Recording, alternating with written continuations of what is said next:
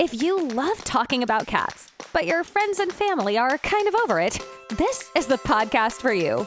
Join your hosts, Danielle Stray Woolley and Elizabeth Calico Gearhart, on the Jersey Podcats, where everyday cat lovers share funny stories, challenging situations, and ask their questions about cats. All right, let's get right into this episode. Hello, everybody. I am Danielle Woolley. And I'm Elizabeth Gearhart, and we are the Jersey Podcats. Yay. We did it. Cool. So we have an amazing person here today, Dr. Courtney Deer, who is a vet. She works in ER, and she's also worked in other specialty areas. So she can answer a million questions for us, which I have a million. So I'm glad she's here. So welcome, Courtney. Thanks so much for having me. Yeah. So you're in Phoenix, is that right? Mm-hmm. Yep. The suburbs of Phoenix. Okay. Do you see a lot of snake bites?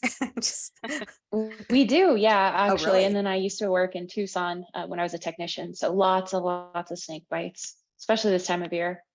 Wow. So your whole, I guess, theme or your vision is keeping animals out of the ER.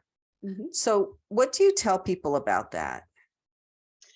Prevention is something that I think a lot of people, they don't realize how important things like prevention are. I know kind of when we were chatting before, talking about like appropriate times to spay and neuter, vaccine protocols, kind of yearly blood work or exams, or not even yearly, but every few years, just so that you're touching base and catching diseases before they get to the point where like you have to see me. And then also prevention around your house. So how to create kind of an environment where emergencies don't, they're not conducive to emergencies. So on my account, I talk a lot about, here's a case that I saw and here's how you could not be this case. And kind of share those things, like especially in dogs, a lot of prevention in dogs. Cats are a little bit more tricky because I feel like their diseases are a little bit more insidious. Where and they're also very good at hiding it. Yeah, that's what I was going to say. A cat will not let you know when it's sick or hurt. Mm-hmm. Exactly. And sometimes the only symptom is they didn't purr in my lap normally. And sometimes people write that off, but like it's a good, indicator. Like, are they not purring because they're in pain? Why are they in pain? So yeah, that was one of the first things we noticed with one of our cats, Loki, who had an emergency visit, because they normally visit us and headbutt, and he didn't, and he was under the bed, and that's not him. Is usually up and like following us everywhere, and he had a lump that previously he had a couple of emergency surgeries for to remove, and the lump just kind of disappeared. So in that instance, I'm glad I got an emergency appointment just to kind of get him scheduled for surgery. But then it was gone, and he's good now. Yay. So Courtney, what is the most common ER issue that you see for cats? Male cats would be urethral obstruction. So fluted in male cats, where they come in with inability to urinate. I would say that is by far the most common like male cat emergency that I see, and the most common one that people don't know about. I'm always surprised that I'd say about 50% of people who bring their cat in for that urethral obstruction have never heard of it before. That's more prominent in boy cats, right? Yeah, I've never seen it in a female cat. I know that there are like some studies that it can exist, but male cats almost exclusively. And then overall, I would say vomiting.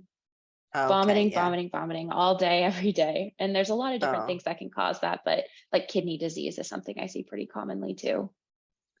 Okay. Well, so if the male cat has this obstruction and you don't monitor your litter box all the time, like I don't, how do you know? Neither. I know. Yeah. So you can see some things like they will try and urinate places they don't normally. It's not always a sign of an obstruction. It can be just a sign of like bladder inflammation, but they'll be in your sink. They'll be on your lap trying to urinate. They will be very vocal. So a lot of times these cats are like crying, screaming, yowling, just general lethargy. So sometimes if we don't notice, like say we left all day and came back, they'll be just like laying by the food bowl or water bowl, just overall signs of lethargy. And then vomiting. In my clinic, a male cat vomiting is obstructed until proven otherwise. So if you bring your cat in and say, my male cat's vomiting, we go right into the room, like we triage almost immediately anyway. But the first thing they do is they feel that bladder, because those are the most common signs that we see. So what can you check at home for something like that before like throwing your cat in the car and running to the emergency room, or should they be going straight to the emergency room in that scenario? Yeah, I'd always err on the side of caution, because that is something that can be kind of caught during triage. And so if you're, if you've got these symptoms and you're not sure if it's something that can wait till tomorrow or not, to see like your daytime vet say it's 3 a.m. and you're like, can I wait 4 or 5 hours? It never hurts to go and then just kind of get that triage and see if they can feel the bladder. Not every ER feels comfortable just saying like, oh, there's, we'll just feel the bladder and you can leave. Mine does. But it's hard at home, because unless you know what you're feeling for, and That's what I especially if was you've got thinking. kind of like a chubby cat, Yeah.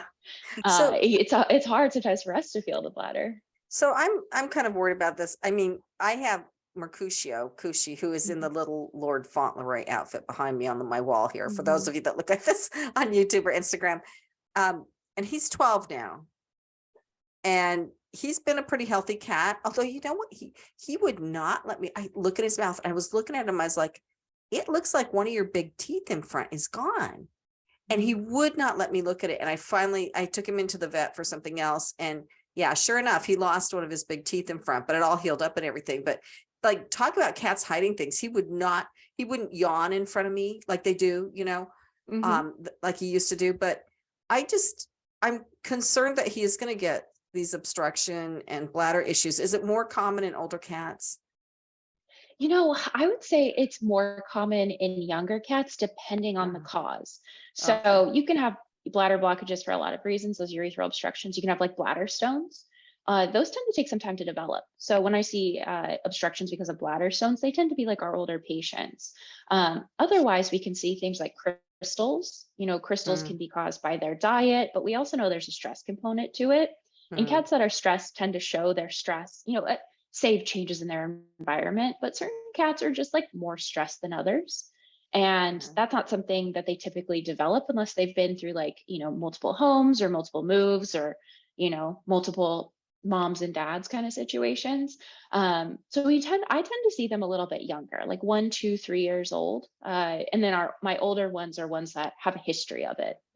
They had a urethral issue or a bladder issue when they were kittens, or younger, or now like have things like bladder stones. That's typically, so it's kind of a mixed bag.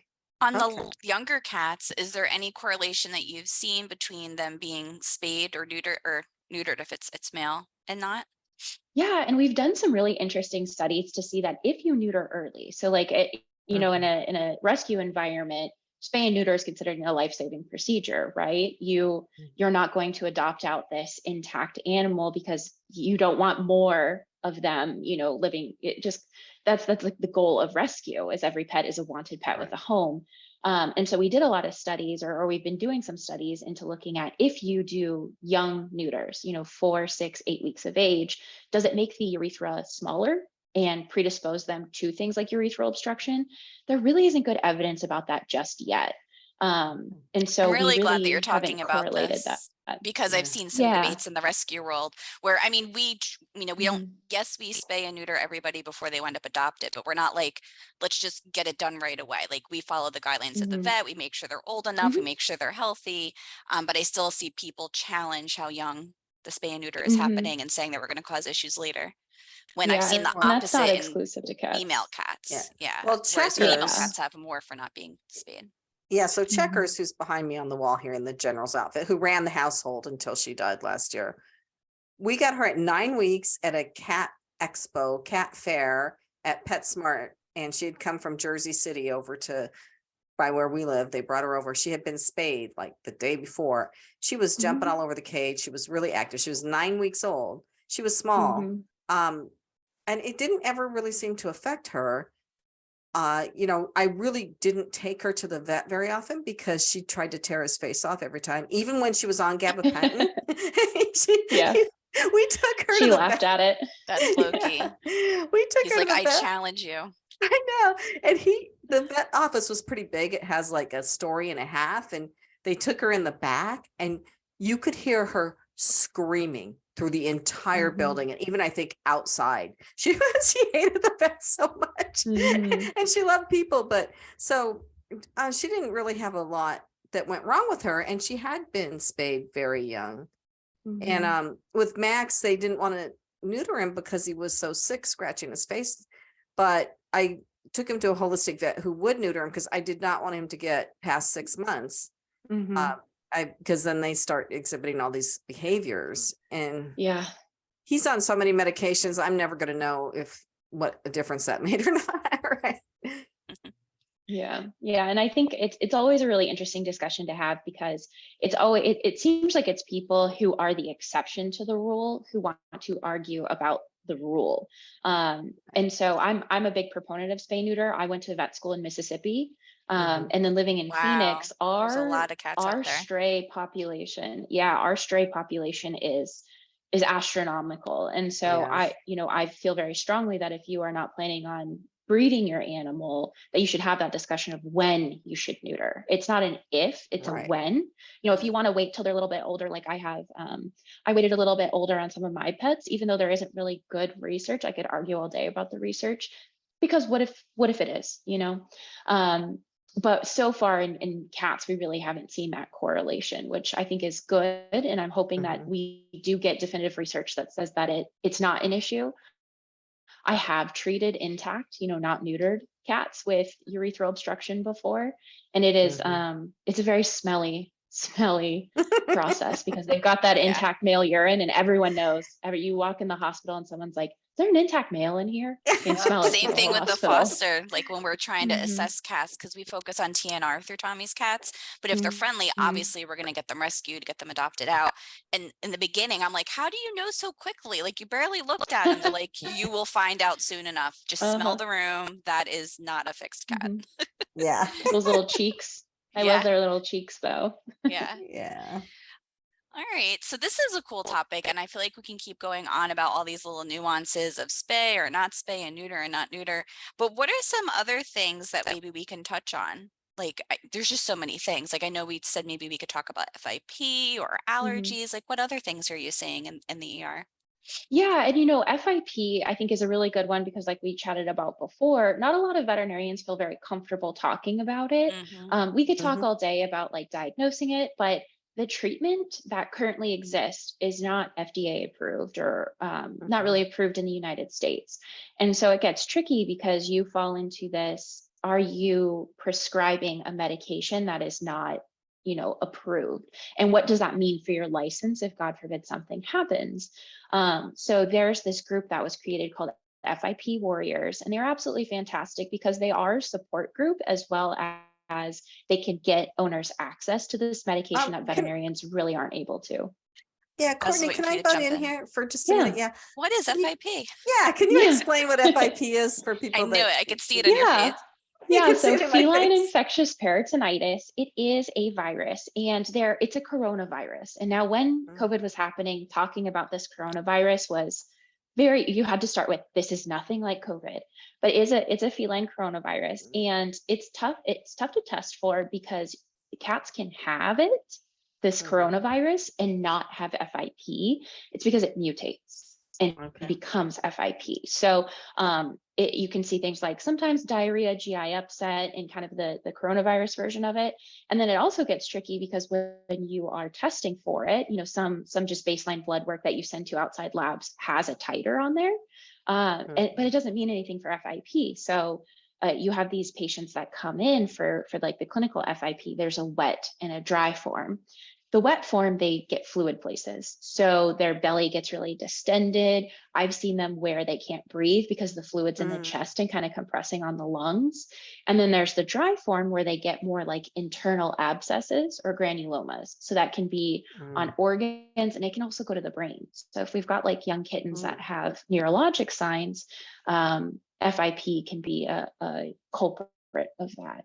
Yeah, and that's why we've had people ask about it, but then also not want to come on and be the one talking about it, just because they feel that like, wow, this is like such a heavy topic, like, and it used to be such a death sentence. And just to kind of bring our spirits up a bit, is I know someone personally, a family member who has a cat with FIP, that went through that support group, and thankfully the cat's fully, as we can see currently, fully recovered. So we're not promoting nice. anything, we're not recommending Yeah. anything, but just a really good example of what this whole podcast was started with is like, I have this issue with my cat, or I just love talking about cats for no reason, which we cover all of that. Fine. But like, is it just me? Who do I go to? And if I can't go to the vet all the time, like, who should I be looking Right. for? So it's just an opportunity to connect and learn more information. Yeah, and I've had some Right. colleagues that have treated their own cats for FIP. One actually had 2 cats with FIP, and it's been over a year and a half for one of them, and so far seems fully recovered. The other one, the other one's still in the early stages. I think they just finished the treatment like a week or so ago, because it's a pretty intense regimen. You know, it's injections or pills, and it's not easy. It's gotten cheaper. I know when it first came out, it was like $5,000 to $8,000 for the full treatment. Ooh. And now it's closer to 2 to 3, which, you But know, still a it's lot for some people. still a lot of money. But Still a I lot. was euthanizing cats for this 5 years ago, saying that it was incurable. And UC Right. Davis has done some studies.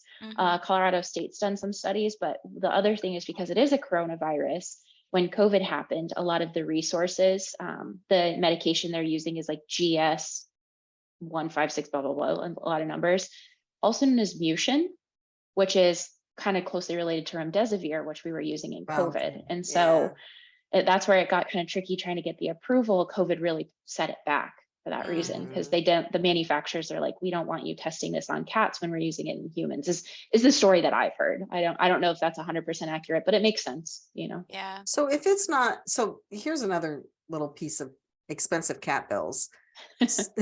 So Max Well, we came, need 13 jobs. Come I on. know, Max Yeah. came from Like, his I'm not getting a rescue. new car, but I'll pay whatever for But I'll my pay for the cats. cat, I know. Mhm. But he came from his rescue with pet insurance. Mhm. And I continued his pet insurance because I had no idea what I was going to. He came from Kentucky through ASPCA, through one of their affiliated rescues, came up. I've told this story a million times, but he came up on a cat van, and I had to go to a mall and get him at 5 a.m. and give the woman cash for gas. It's like doing a drug deal. Come walking away with a kitten.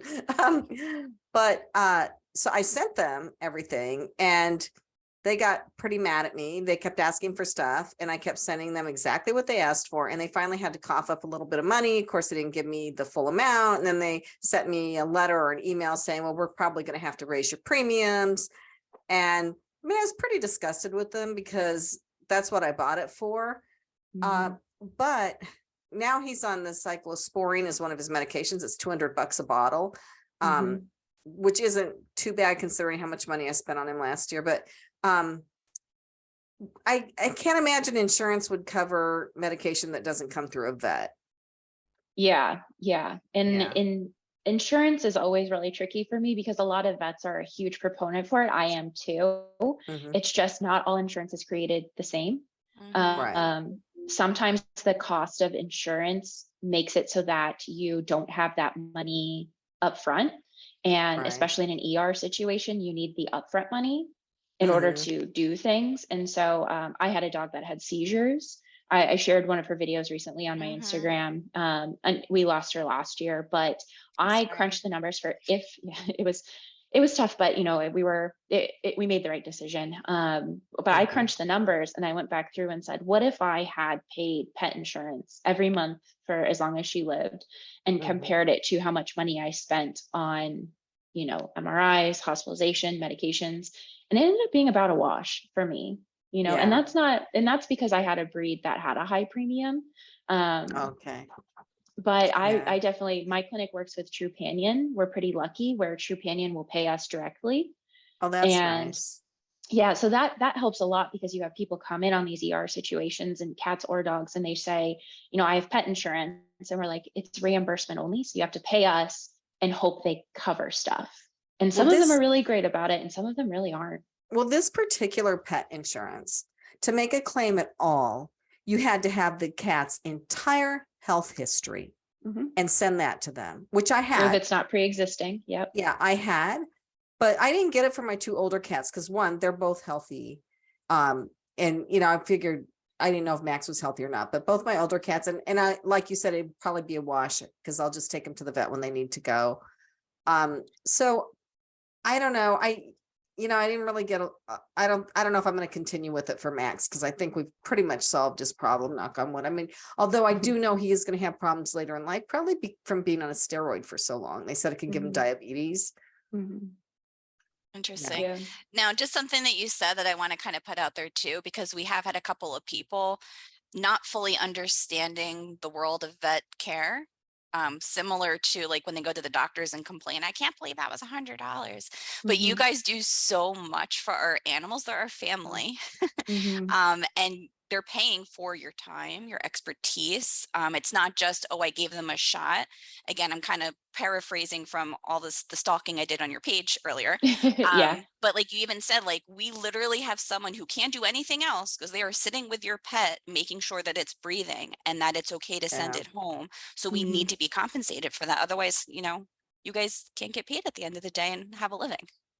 Yeah. And I think, I don't think there's a single veterinarian that I've ever met. There's bad people in every profession, but I don't feel like there's a vet I've ever met who wouldn't do it for free if they could, Right. if we could. And I always joke about having a free, I call it the parvo van, where it was basically just a van that I would drive around and vaccinate dogs for parvo for free, because it's something that we see. And that would be my life's goal. The problem is I have, a mortgage and car payments and a ridiculous amount of student loans. Yeah. So we do have to be compensated. The other thing is, I haven't really touched on this much on my Instagram, but I did recently write an article about the veterinary crisis, and talking about like the suicide rates between vet techs and veterinarians.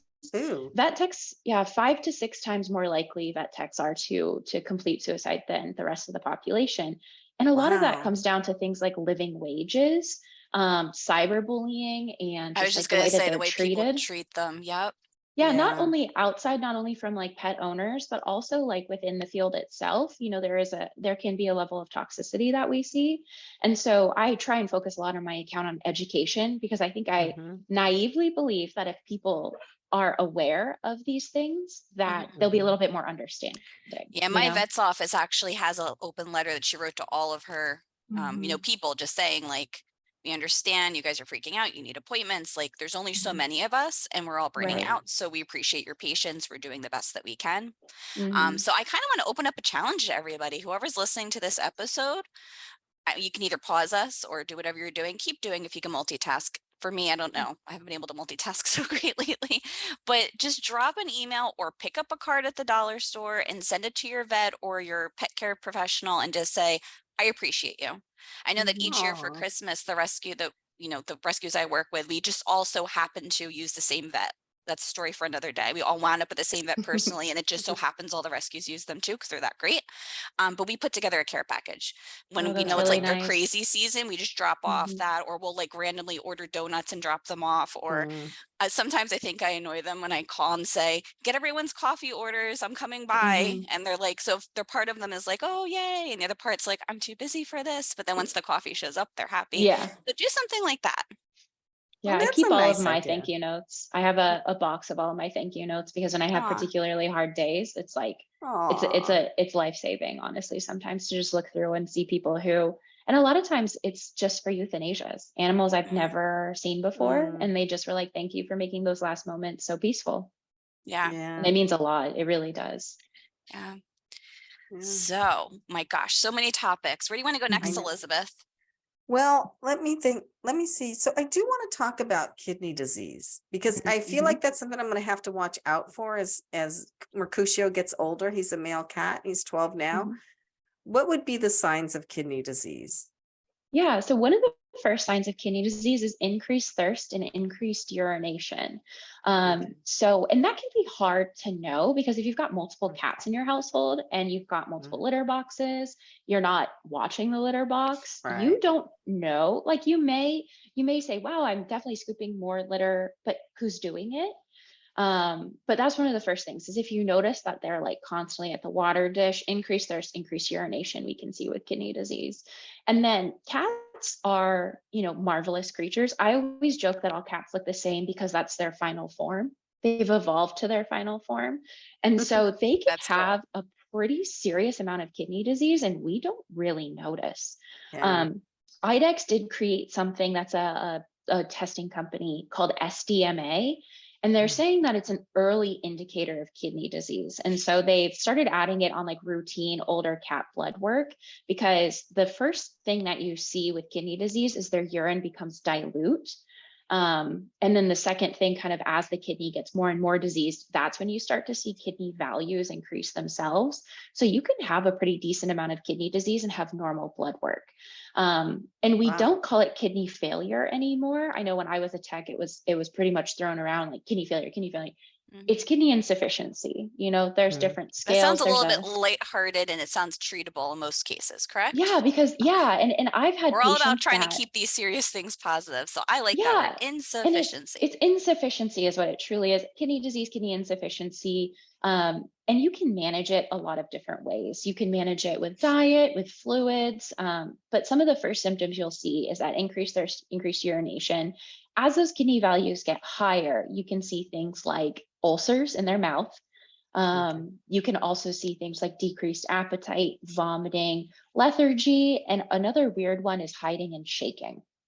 Early kidney disease, I see a lot of, they're just kind of shaking, and shaking is generally pain, but those kidneys can be painful. And you can have chronic kidney disease where they've had kidney disease for quite some time, where it's just kind of trucking along. And then you can have acute kidney disease where something suddenly happens to make that kidney angry, like a urethral obstruction, like those bladder blockages we were talking about.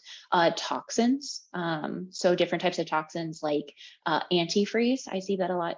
Lilies are another one. And you can have an acute on chronic where you have a cat that's got kidney disease, is doing pretty well, and then something happens to just upset that kidney and put them into a sudden crisis. And with cats, we've got a lot of different ways we can manage it. I know I talked a little bit about diet.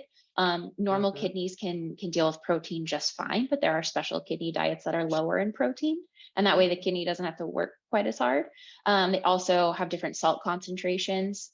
You do things like fountains or other like fun cat loving things to make them drink more water. I thought my cats were going to love that because they like to go in the sink. Like you can't even leave dirty dishes in the sink because my cat prefers to drink water out of that than his bowl, but they just kind of like look at it and walk away. So I gave them all away. My cat did the same thing. So Courtney, I got to ask you, like, what is the funniest thing or something really funny that's happened in your ER? It could be an animal, or it could be a person that did something ridiculous. Well, working in the ER, I have been flashed. Yes. You have to give us more than that. So it was an animal that was very critical. We have something called Colorado river toads out here, where a dog licks a Colorado river toad and they're basically covered in LSD, for lack of a better description. Gosh. And so they start acting very strange. Their temperature can get really high. They can pass away from it if it's not treated appropriately. So this woman picked up her dog, rushed it into my ER, we treated it. And I was like, yeah, you got him here just in time. He's going to be fine. He'll go home in the next 20, 30 minutes. And she's like, oh, I didn't even have time to put a bra on. See? Oh my God. And I was like, oh, okay. Well, thanks for that. Well, at least it was a woman flashing you and not a man. True. I've had people show me their, when they think they have ringworm.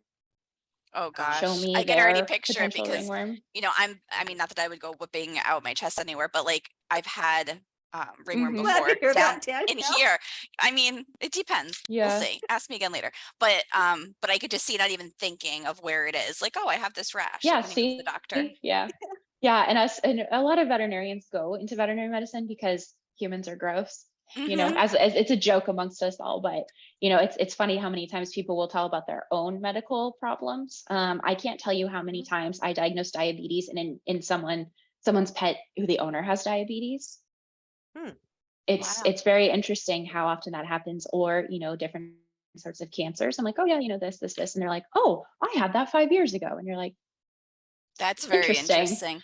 Yeah. So, we joke about my foster failures, 2 of them, where they both had autoimmune issues. And they're like, of course, those are the cats that wind up with Danielle, because I have that too.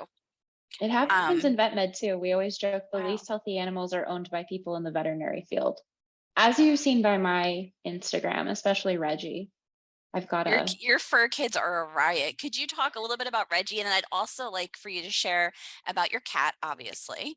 And also how I saw your cat helps when your dog gets scared of like thunder and stuff. How your He kitty cat helps them. does. Yeah. So my cat is named Bartemius Crouch Sr. Love He's it. named after the Harry Potter character. He used to be named Coco Fat Pants. When I was when I was an intern, I got this kitten. A lot of times people bring in kittens to the ER and then we, end up moving them through shelters or different situations. It was a box of kittens that all had upper respiratory diseases. And at the time, the Humane Society wasn't accepting anything under 2 pounds. And so if it was under 2 pounds, we had to unfortunately euthanize them. And I had already euthanized like a ton of animals that night. And I was like, I'm not doing it. So I ended up taking the one kitten that was under 2 pounds.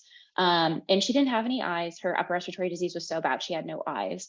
And I had an older cat at the same time named Crookshanks, who she would terrorize because my poor old cat was just trying to live out her days. And then I brought this kitten in and she was like, what are you doing? So I was like, I firmly believe kittens should come in pairs. And so I was trying to find a kitten for Mad Eye Moody, my eyeless cat, to have a friend. And the dermatology technician was like, I have this kitten that I found in a storm drain. His name's Coco Fat Pants. And my landlord says that we need to get rid of him. And I was like, let's take him. So I took him, and him and Moody were best friends, absolute best, like pin each other down, groom each other, play all day. And Crookshanks and Moody aren't with us anymore. As with cats, Crookshanks had hypothyroidism. Very, very uncommon from I-131 treatment. She's actually the only cat in like literature with it so far that has it like long term. Yeah. And then Moody we lost for urinary issues. So now I just have Barty, but Barty is like the most loving cat ever. Whenever my dogs have thunder and firework anxiety, he's like rubbing on them and trying to groom them. He loves to make little biscuits on them. He's a very, very, very loving cat, and so far been pretty healthy, except and that's a complete polar opposite to Reggie, who's my foster failure as a dog. I got him in November because a riot. He's a bulldog. And he broke his elbow, which is very common in them. And the previous owners were breeders, and they realized they weren't going to get their money back to fix the elbow from breeding. So they decided to euthanize him. And my friend who owned the clinic was like, you are not doing that. So she called around, couldn't find anyone. And I've taken a Frenchie from her before for rescue before. She's like, I know it's not a Frenchie, but will you take him? And I said, sure. He ended up being just one problem after the other. And we have to laugh at it because, of course, no good deed goes unpunished. So we fixed his elbow, the screw backed out, and then the pin went through the joint. And then he had an anaphylactic reaction. Then he got a cherry eye. Then he ate a bunch of rocks before I left for the Taylor Swift concert and was puking up like hundreds of rocks. Then we did some like facial surgery on him and it fell apart. So he's just a big disaster. But we do love him very dearly. Well, thank you. Our next episode, we're going to tape is cats versus dogs again, I think, a little bit. And so that's a good one for cats. I have never seen cats eat rocks and puke them up. No, but cats will eat those little Nerf, the little Nerf bullets, the little tips on the Nerf bullets. I've removed like 6 or 7 of those, and then hair ties. Hair ties, more hair ties, more hair ties than I know. Yeah, my cat Loki loves twisty ties, and actually when he came back from the vet because he was traumatized too, he tries to kill everybody, same thing. So they actually can't even touch him unless they give him medication, anesthesia. Yeah. Thank you. I keep accidentally saying euthanasia. I mean anesthesia. And so I bought a 100-pack on Amazon of twisty ties. And of course, the first thing I worried about is people are going to say, I can't believe you're giving that to your cat. If he eats that, it's so bad, but he doesn't. But a thing you wouldn't think he would eat, a rubber band. He was playing with one. And as I was thinking, I should probably take that from him, he just like went like this, threw it in the air and went gulp and just eat it. So of course I immediately called my vet and they were like, yeah, that's not good, but watch his poop if it doesn't come out. So I was sifting through and thankfully it went through. But it's like the things you think they're going to eat, they don't. And the things you think there's no problem with, they go right for. Well, so the last time we recorded this, we had a guy on there and he said, people who don't have cats won't believe the things that we do for cats. They just don't understand us. And I think that going through poop is like one of them. Yeah. But yeah, that was a rough day. And then the other thing too is plants, which we've kind of touched on. And for the longest time, like I don't want to say I was that person and said, you better not have that plant, but I kind of was. But I actually had a scare with one of my cats. The plant that's behind me, the lily, and I shared this in a recent episode, cats never bothered. We had it before them. It's kind of like our first kid that we had was plants before we started having cats. And I happened to move it around and I didn't feed one of my cats on time. And they were just looking for anything in the whole house that they can chew on just to kind of peeve me off, I think is what they were doing. And that same day they started drooling. They were making choking noises, brought into the vet, thought he had an infection because of course I didn't think to look at plants because I never bothered them before. They gave me antibiotics. It did nothing. And then realized it was that thing. So we moved it and lifted it up off the ground and now nobody touches it at all for real. Well, that's good. Yeah. You just don't know. Yep. Very, very common. Well, Courtney, is there anything else that we need to know to keep our cat? I mean, I know there's a million things we need to know. It's funny. Anybody watching on YouTube, I just picked up, I'm writing my notes in the back of vet bills, actually. So is there anything else any parting gifts of knowledge that you want to leave us with? I would say that the thing that most people don't really talk too much about in cats is dental disease. And I see a surprising amount of cats on the ER for broken jaws that end up being a loose tooth that's sideways. Wow. That just needs and a lot of feline dental disease, it can be, a lot of times we confuse that with symptoms of more serious diseases because they're not eating. They'll only eat wet food. They're drooling. Those can all be signs of dental disease. So it's always good to, I know they can be expensive, but talking to your daytime veterinarian about if they do any sort of like dental month where they run like promos or discounts. I know my clinic has like a special, I don't want to call it a payment plan because that's not what it is, but almost like a wellness plan where you can get these dental procedures done for your cat. But I think it's really, really not really seen very often, people talking about cats with their teeth, and their teeth can get pretty nasty. Yeah, as soon as you said that, I thought back to, I didn't know what I didn't know when I first started having cats, because when I grew up, it was, we can get a cat because they don't need anything, right? Yep. Yeah. So we never brought a cat to the vet. So my first cat that was a rescue that followed me home, we never brought it to the vet until it looked sick. And then that's when my new favorite vet in the whole world gave me quite a talking to. And that's how I learned, unfortunately. Yeah.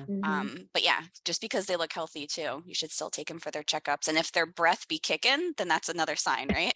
Yeah. Barty's going to get his teeth cleaned here in the next few months. Once we have the funds for it, but he's about 8 now. So it's time. It's time. Yeah. And even if you're a regular vet too, I know for me, I like to stick with them just because I know them and they know me and they know all the history. But if it really came down to money, there's clinics. So there's places near us called People for Animals. I just learned, and I don't know how I missed it because it's a place I go to all the time, called VIP Pet Care, where they have different clinics that move around. And I didn't know because I wasn't looking for it. But now that I'm looking for it, I'm seeing it everywhere. So, so Danielle, before we go, I do want to touch on one thing. Sure. Danielle is working with the rescue group. What is the name of the rescue group? Oh, it's Tommy's Cats. Tommy's Cats Rescue. And it's in New Jersey. There's rescue groups all across the country. And just as we give a shout out to the vets that take care of our cats, I want to give a shout out to the rescue groups, because right now, as you said, so many kittens are being born. So And we're also relying heavily on the vets to help us out because we have clinic days and we get so many spots that we use. But for the kittens I picked up last Friday, were in such bad shape. Their eyeballs were nearly popping out of their head. So we got those to a good point, but we still need to lean heavily on the vets to help us out because we are not veterinarians. We are volunteers. So thank you. Yes. What is the best way for everyone to connect with you? And I always like to ask everybody towards the wrap up part of, Courtney, what is something you're excited about? It could be something personal. It could be something vet related. It could be about your animals. It could be Taylor Swift. I guess Speak Now did release last night, didn't it? The Taylor's version. Something I'm excited about, I'm going into my 8th year at the clinic I'm currently at. Congrats. Wow. Yeah. I know, when 4-year-old me saying I wanted to be a veterinarian, I don't know that she thought I would actually be a veterinarian. So that's really exciting for me. And we've got some mentees this year where they're new vets who get like a lot of one-on-one. And so I've got like my own mentee that I get to kind of teach the ropes to. So that's very exciting. But a good place to kind of reach out to me or see more of my stuff would be Instagram or TikTok. I'm ERDVM on TikTok, so emergency doctorate of veterinary medicine. And then on Instagram, it's just ER.DVM because someone had already taken it. But yeah, we'll put that on our show notes and on our website site as well for you. Yeah. Yeah, I share cases, I share like advice, I share my crazy animals. So a lot of like specific veterinary stuff is on there if you ever just want to breeze through, and then sometimes some funny things. Yeah, so you're going to go for the information, but you're going to stay for all the entertainment. I hope so. I think I'm funny, so. Well, of course, that's why you're here. We're all funny. Yes. People tell me I'm funny when I'm not trying to be funny. It's like, what? Awesome. So, well, thank you so much. We really appreciate you being here. For everyone who's listening, make sure that you are listening, subscribing, rating, downloading, whatever the lingo is this week for whatever platform you're on. We greatly appreciate it. And visit us at thejerseypodcats.com, and we'll see you next time. Yeah, thanks, Courtney. Thank you. Thanks so much for listening. Let's keep the conversation going. Give this podcast a rating so other cat lovers can find it. Connect with the Jersey Podcats on social media or visit thejerseypodcats.com and leave a message sharing a story or question about cats. Thanks again for joining us, and we'll catch you in the next episode.